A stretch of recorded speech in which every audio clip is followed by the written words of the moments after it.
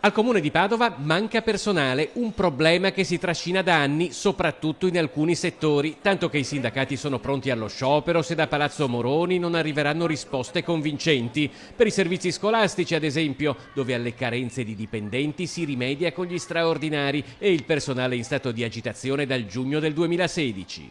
Mancano troppe persone, c'è un concorso in scadenza, scade a settembre 2017, si possono assumere subito 9 educatrici. Da oltre un anno i sindacati sostengono di aver chiesto nuove assunzioni nei settori che rischiano il collasso per mancanza di personale. Da questo punto di vista i servizi sociali del Comune di Padova rappresentano un altro nervo scoperto. Si parla di chiusura, di accorpamento di CST, si parla di risposte che sono assolutamente non pregnanti e non centrali, ovvero si va di giorno in giorno, si cercano delle partite IVA, però non si dà continuità nel servizio. Venerdì mattina la carenza di personale nei servizi sociali e nei servizi scolastici sarà al centro di un tavolo sindacale col commissario De Biagi. La legge permette nuove assunzioni, sostengono i sindacati, pronti nel caso alla mobilitazione. Inevitabilmente se non otteniamo delle risposte concrete, nello specifico l'amministrazione deve